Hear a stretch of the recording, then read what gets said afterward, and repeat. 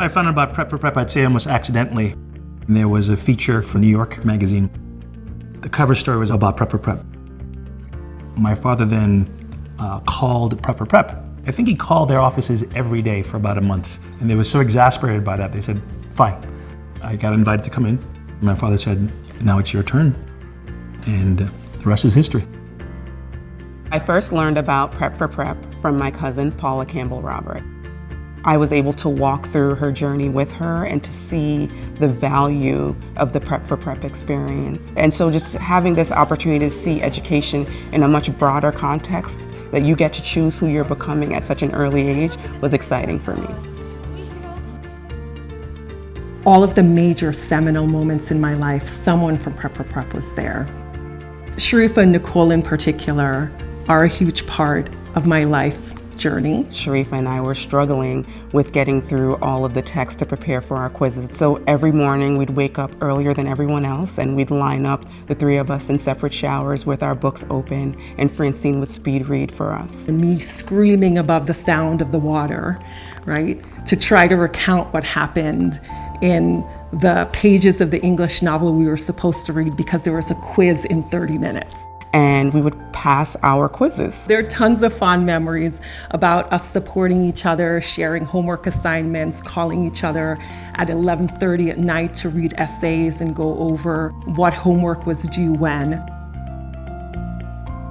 Because I came to this country when I was 12, it was at a critical point in my life where I was observing so many different cultures.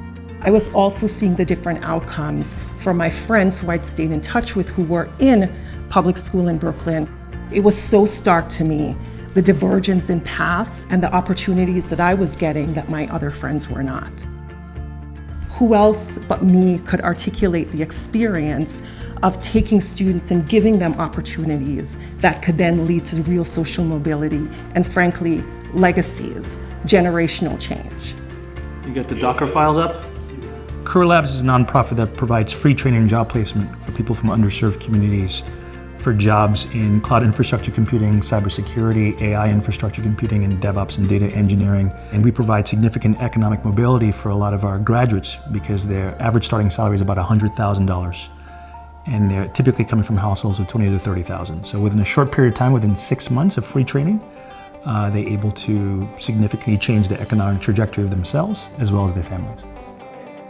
Ownership is the Future is a program and ecosystem that is really focused on supporting Black ownership in high school students, particularly in their junior and senior year. 75% of the students have launched businesses that have clients and are providing revenue. And in addition, what we also use as a measure for ourselves is their college attainment. We'll just pay for this for you, and then all you have to do is just start designing the website. And you're working on the website and you're basically going to be working on designs.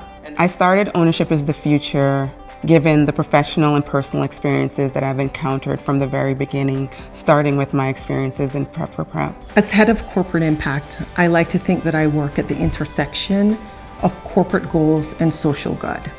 It means that I can direct dollars that are really earmarked from corporations towards initiatives that can really then enact change in communities to folks who need it the most.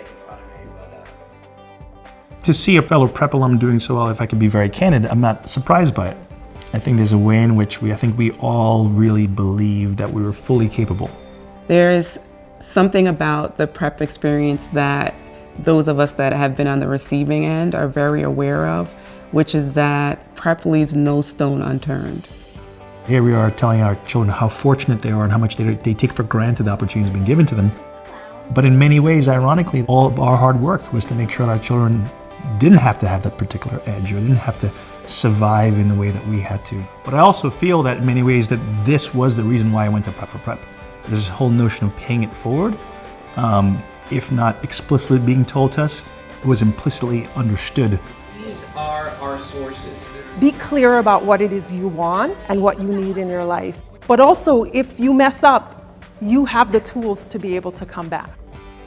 I hope to make a case for why investments in organizations like Prep for Prep that unapologetically support students of color, why it matters. not just for the students and their families, but also for society at large.